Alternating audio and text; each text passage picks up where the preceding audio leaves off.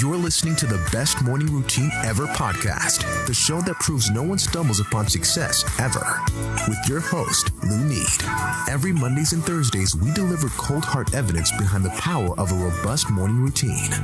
Get ready to be transformed by the renewal of your mind.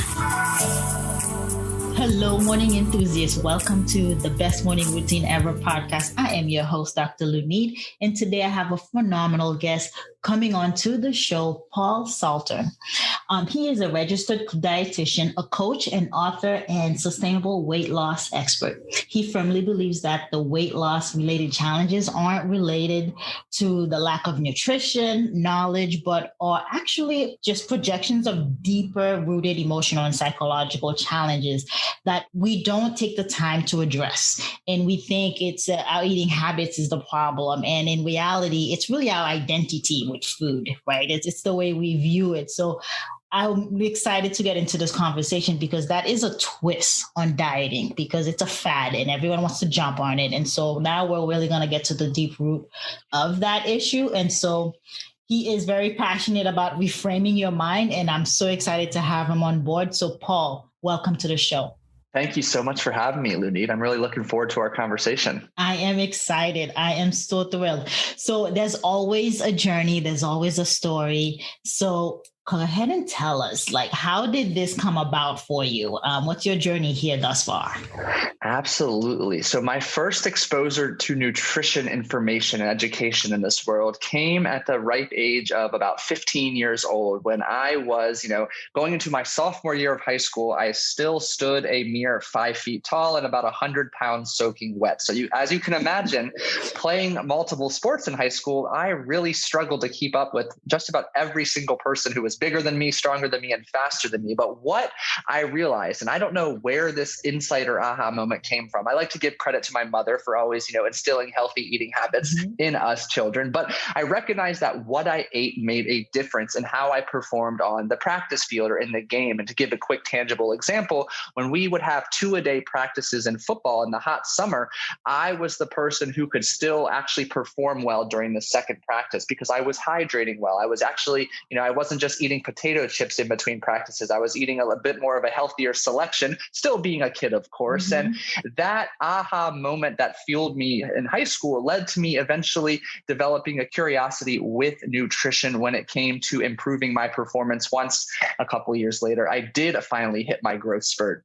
And I can proudly say now I'm nearly 6 feet tall. So it all worked out in the end. But what happened was as I continued to gain as much knowledge as possible on becoming a better athlete, I was in the gym a lot and I started to help my friends work out. And it wasn't until they encouraged me to pursue a personal training certification that I actually discovered one single chapter in my personal training certification book dedicated to sports nutrition that, wow, there really is something to paying attention to what we eat, when it comes to shaping performance. And that actually led to me declaring a major of dietetics in my undergrad. Literally the next week, I went in and changed my major from business to dietetics and put me on a path to working with athletes and really getting into the sports nutrition and sports performance field. But what I later realized was all of these athletes were doing wonderful things, but what happened after they met their goal or after they finished their diet trying to get in their peak shape? Well,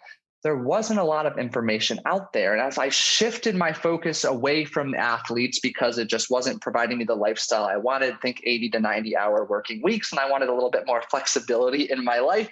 And I started working with those people just, whether you're a recreational athlete, a stay-at-home mom, a hardworking mother, father, parent, a 2 jobs, 1 job education, just wanted to help people really feel their best, regardless of that number on the scale. But similarly, as I did my own research and continue to work with people, I found that after a dieting phase, what do we do next? There wasn't really anything out there. So I really dedicated my education and my time to helping people ensure that what they were doing to lose weight was focusing on the lens of sustainability from day one, so that after, their 30-day challenge, 90-day challenge, whatever they had committed to, they could still live life to the fullest, but most importantly, maintain their hard work. And that is currently where I am today in my journey. Yeah, so that it's not so drastic, right? People do these crash diets or they do keto for a while and then they fall right back on the wagon. So something is there stopping them from that Yes. sustainability that you talk about. And I think it's a great niche because it's a big problem. It's a big problem that people have. So tell us exactly how you go about teaching men and women about sustainability and the weight loss piece of it.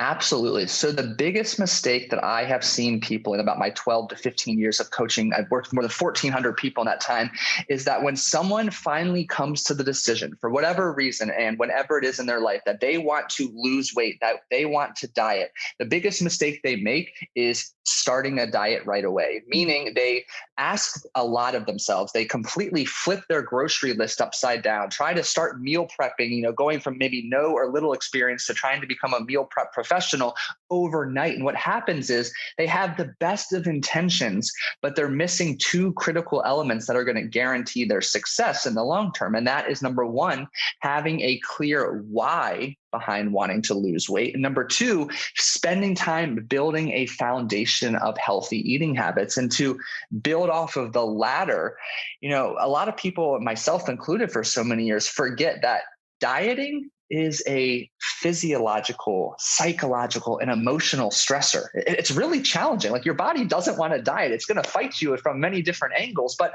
what happens is when we start to diet, I just listed a lot of stress on our plate, but when we're simultaneously asking ourselves to change our grocery shopping habits, change our meal prep, our nutrition, or our exercise habits, that's just putting more and more stress on their plate, which is just a recipe for failure. Yeah. So rather than doing that, I encourage people not to diet when they want to change their health, their weight, et cetera, and instead embark on a journey of really putting together a foundation of healthy eating, self-care, and exercise habits without a calorie deficit. So by doing that, we remove a huge chunk of the stress, which makes it far easier to develop the healthy habits and that will make up the foundation to set us up for success in the long term. Yeah, I love that you touch on that abruptly changing everything. Okay, changing the fridge, emptying it out, changing the grocery list. That's the mind doesn't like that change, that abrupt change. So we have to gradually introduce new habits, new items, and slowly for the mind to actually accept it as, okay, this is not threatening in any way. It's not harmful. So yeah, I love that you should not just go right ahead and just start tomorrow and be drastic about it, because you're doing yourself a disservice, essentially. So tell us a little bit about the mindset shift that has to take place for this to stick. Absolutely. So it's a very powerful question I heard from one of my own coaches and mentors that not only has shaped my life in this coaching entrepreneurial journey that I'm on, but has really had a positive impact on so many of my clients and community members when it comes to trying to reach their sustainable weight loss goal. And the simple question or prompt is this: who do you need to become to achieve fill in the blank, whatever your specific goal is? And, you touched on in the intro here, a lot of our success or lack of success in anything we do and pursue in this wonderful life is related to our belief systems and who we see ourselves, what image we have of ourselves. It's funny and unfortunate, funny and not in a mean way, just it's kind of funny to laugh at because it's so simple that from the age of 4 or 5, we're introduced to differentiating between healthy foods, not so healthy foods. And if we were to take a step back and assess our own portions, like we can tell what is a moderate portion or an acceptable portion for us as individuals. We have a pretty good idea. Yet we unfortunately do have the obesity epidemic right now, and the number of obese or overweight individuals continues to climb at an exponential rate. So it's not a lack of nutrition knowledge that's holding us back from losing weight and keeping it off. It is, as you mentioned, we need all in the mind, and it comes down to really being able to augment or up-level our image, our identity of ourselves, to truly embody someone that can and has in fact lost weight, kept it off, and is really building upon a collection of habits that is empowering us to feel our best. So what that question serves as, again, who do you need to become to X, Y, Y, and Z is a prompt to help really transform our thought process to be gaining more clarity on the self-talk, the belief systems, the thought patterns, and the action steps that someone who has already achieved the goal we're trying to achieve does on a regular or weekly, daily basis, so that we can begin then to take that knowledge and either implement it, replicate it, or augment it to fit our lifestyle and our needs and preferences. Yeah, no, absolutely. You touched on something huge right there. And it's that, who do we become? Who do we have to become to actually live this new person? Because it's a complete shift that takes place. And I know with limiting beliefs and that negative self-talk, we have over 60,000 thoughts a day. And we wake up, 90% of those thoughts each day are the same ones from yesterday. So you can see the challenge and the friction to actually want to change, because if you're not feeding the mind, just as you're feeding the body, different positive or changing those thoughts altogether, then you are prone to actually repeat the same behaviors. It's essentially what habits are, right? And so how can we go about eradicating those negative thoughts and negative beliefs? What are some of the things that you help your clients with on how to do it? Yeah, fantastic point and question. So if we use the continuous example of, trying to lose weight for our theme in this discussion, what I really emphasize before we're dieting, like I mentioned, I like to call that phase the pre-diet weight maintenance phase. Again, we're not worrying about changing weight. We're worrying about changing what's up here, what's in here to form a foundation of healthy habits, is really gaining clarity on two things. One I mentioned already is the why. So what I mean by that is, why do we want to make these series of healthy changes? Why do we want to look a certain way, feel a certain way, weigh a certain amount? And we need to really dig deep to understand that why, that one resounding reason, because hitting a roadblock, encountering a barrage of challenges is inevitable in life, but almost guaranteed when it comes to trying to lose weight or change how we look, feel, or perform. So that why is going to serve as our foundational rock to fall back onto, to remind us why we're doing what we're doing. So we have, whether it's the quick dose of inspiration or motivation we need to keep going. And then the second component is, if you are listening to the show and you're someone who has dieted in the past or contemplating a diet, have you ever asked yourself what success actually looks like? And most of us, myself included, would probably answer no, or if we do have an answer, it's all tied to that number on the scale, which is unfortunate that society has conditioned us to put our self-worth into this pesky clunk of metal. And it's unfortunate because we can still feel so much joy, feel so energized regardless of that number. So it's important to gain clarity on what success looks like just in general, but more specifically outside of that scale, so that we can better gauge progress and know that if we're continuing to lean upon the foundation of healthy habits that we've created, that we are moving in the right direction because we are feeling better or accomplishing non-scale related goals. Well put, Paula. Love that answer. That's very thorough. Clarity. It really helps to understand that you got to know why you're invested. You got to know why you want to do it, because that's the foundation, because it's going to kick your butt. Like, you're going to get knocked down. So what's going to keep you get you back up when that does happen? So it's really crucial to know that. And I love the piece on mindset, because we're all about shifting the way we think so we can actually change and find our purpose. And there's really a need to change that internal dialogue, because we talk to ourselves, we're overcritical sometimes. And it's good to have an expert come in and actually show us how to see ourselves better. And I know a lot of people do this by starting with affirmation, because they don't believe they're worthy. They don't believe they're lovable. They don't believe that they're good enough or deserve to have the healthy body or have the joy that you express, right? That your self-worth is not attached to this scale or this number or even your age. And so it really takes some mental strategies to get people to see that I am lovable, I am worthy, I do deserve this, and I can do this. And that's why once that work is done, everything else is a byproduct. Bingo. The weight will shed right off, and you'll make better decisions. I think that's what comes to it. So which segues into habitual eating. Tell us about how one can become a habitual eater where it's automatic, where the mind is so healthy, where you're like, I'd rather have a salad than that fry right now. How does that happen? So tell us how one can become a habitual eater versus just a dieter.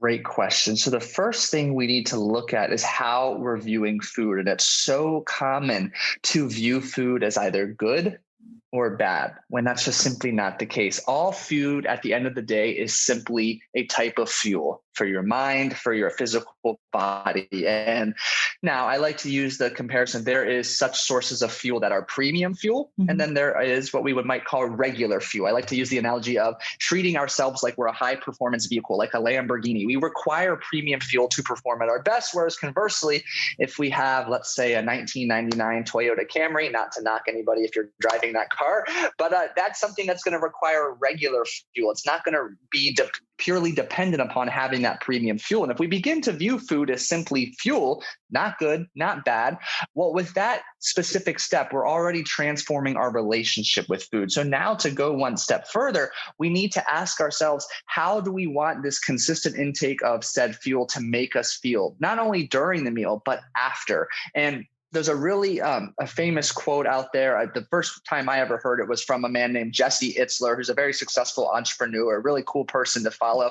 But he says, remember tomorrow. And that's something he lives his life by. And if we apply that through the lens of food selection, it's basically, if I eat, as in your example, we need the fries or the salad and the lean protein, how am I going to feel tomorrow? How am I going to feel 3 hours later? And if we can keep that forward thinking top of mind in the moment and remember that, hey, we want to feel good as often as possible, that's going to help encourage us to make those healthier choices more often than not. But the one thing I'll add too is fuel is still something to be enjoyed in the moment. So it doesn't have to be just bland chicken breast, broccoli, and brown rice. There is absolutely a time and place for that donut, that cookie, that cake or cheesecake. And my comment on that is, when you are going to indulge in those types of foods on occasion, make sure you indulge intentionally. You're mindful and present during said indulgences, and you are completely free of regret, guilt, or anxiety, because you have the confidence in yourself to get right back on track, because you've already done the hard work putting together your foundation of healthy eating habits. Wow. Yeah, no, absolutely. I love the comparison with actual fuel, right? Yeah. With premium gas versus regular gas, because we don't really have that relationship with food. We just think it's good or bad, and that's ineffective, right? That's a way to debunk that right out of the door. Yeah. Thank you for that. And I like the notion of futuristic, thinking about tomorrow. How will I feel tomorrow after eating this? Will it be worth it? And the notion of being present. And it's not just when you're indulging, but even with the food in front of you, if it's healthy, like that salad, you think about the farmer that grew it. That gratitude comes in, is what I'm hearing when you see that, right? It's being grateful and being present, being in the moment, and being having this attitude of gratitude around every meal, because then I think you'll digest your meals better if you're grateful. Yeah, absolutely. Yeah, absolutely. So that's a really good point. So tell us a little bit more about, we just went through 2020 with COVID and the pandemic, and, people are prone to the salty foods, the fatty foods, and people at home. And what happens psychologically when people are confined and reaching for comfort food. So what are some tips do you have around eating healthy during the pandemic and being home all the time? Great question. And my first tip might surprise you, as it's going to be non-nutritionally related, and that is simply prioritizing some form of movement, preferably even outside if you can, depending where you live and what your guidelines are.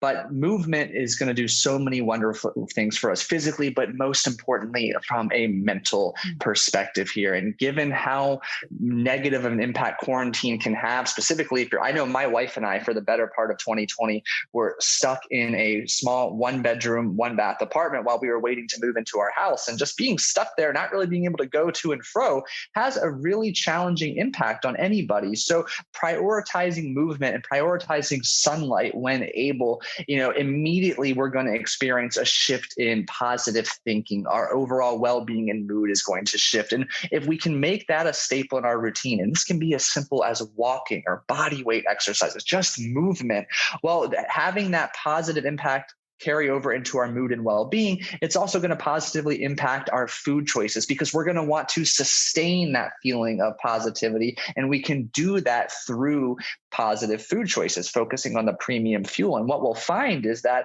when we're feeling good, we're more likely to make healthier nutrition choices. And the one little nugget I'll add in addition to that is, as we continue to slowly open back up and you're still maybe utilizing online grocery shopping and whatnot, making these food choices and decisions to add to your grocery cart when you are not in a hungry state, doing so after you're fed, is going to further increase the likelihood that you're making healthy food choices as well. I've heard that. And I like the movement piece of it. What better way to start but in the morning, right? When you're fresh and you're alert, to set the tone for the rest of the day, to actually get you going. So let's get into it. How do you get up, dress up, and show up? What's your morning routine like, Paul? Yeah, absolutely. So the first thing I do is I drink my 24-ounce shaker bottle of water, just kind of put my head back and get it all into my body, because I know the evening sleep has certainly dehydrated me, and that's not the way I want to start my day. And literally, just like you mentioned, I do, in fact, jump right into movement. I've got a little bit of a mobility routine. It takes me about 2 or 3 minutes. I then proceed to knock out 25 push-ups and a 5-minute yoga routine. And that puts me into a nice, relaxed, calm place and allows an easy transition to a 5-minute meditation routine before ultimately moving on to showering, brushing the teeth, all of those wonderful things, and sitting down. I know you can see Lunid with my wonderful journal here. Yeah. And I spend a couple of minutes going through my goals, my morning gratitude, and then just writing down a couple of positives about, A, myself, B, my work, and then C, either family or friends, just to really cultivate an attitude of positivity to begin the day. Wow. Powerful. Yeah, now, it is. What would happen if you had an off day? Great question. I literally feel off. And what's funny about that off feeling is I can never quite put my finger on what I'm feeling. It's just a noticeable, distinct difference. And the way I've seen it manifest, which is really eye-opening for me, is I'm just realizing this as of late, is when I do miss a day or I skip on a component, or maybe I just kind of check the box, I'm not truly present while going through, is I'm more likely to search out some quick hit of dopamine or something to grab my attention. And for me, the bad habit has, parlayed itself into wanting to check social media a little bit more throughout the day. And it's a very distinct difference on the day that I check all my morning routine boxes versus I don't, in terms of how often I reach for my phone. So whether it's maybe after a couple calls in the afternoon with clients, I'm immediately reaching for my phone in between, rather than going to spend time with my dog, walking outside, or working on something else. So that's how I see it really impact my day if I'm not intentional with how I begin. Yeah, that social media is addicting, but so is the morning routine, right? It's either or. If addicting, yes, has more empowering outcome to it. And absolutely. I love your morning routine. You kind of fit it all in there, right? You got gratitude, you got your visualizing your goals, you're outlining your goals, you're preparing yourself for the day for success. And your movement routine stands out to me because a lot of people think they got to go out and work out for 2 hours. They got to get up and go for a 5-mile run. And you're essentially saying it takes me 7 minutes to actually prime this body. Yeah, you do a workout later on, but the notion of moving the body, you're kind of like shaking off the cobwebs, I like to call it. Yeah. Right off the bat. Absolutely. It's crucial in actually, because we need to be mobile, but the hydration, we are at a fasted state. We are sleeping for 6 to 8 hours. And so we're dehydrated. So it's good to get the water in for brain fog, essentially. And it makes a world of a difference because a lot of people struggle with reaching for their phones first thing in the morning because they're looking for that dopamine release you just mentioned. But if you reach for your water, that's already your number one thing. That's the first thing you reach. And so already the mind is being already habitually reframed to not reach for your cell phone first thing in the morning. So that, as simple as that is, it's so powerful. It really is. And just to go one step further with the mindset and self-talk too, as soon as I hit my alarm or turn my alarm off in the morning, I'm immediately trying to flood my mind with positive thoughts. So I think of something I'm excited about that day, and I kind of have a series of, whether you want to call it a mantra, an affirmation, if you will, that I just constantly say on repeat. It's like, it's 100% autopilot, but I've just primed myself to kind of say each of those in my head to start the day. While I'm brushing my teeth too, I'm just trying to think of positive things so that I don't fall victim to, let me check my phone. In fact, I forgot to mention, I'm up early. I'm up at about 4:45 a.m., but I don't even turn my phone on until 10 a.m., just so I have that distraction completely out of sight. Nice. Good for you. Wow. So that means your alarm is not on the phone. That means your meditation app is not on the phone. You are just going off the grid. Going off the grid as much as I can. That's fantastic. No, that's pretty good.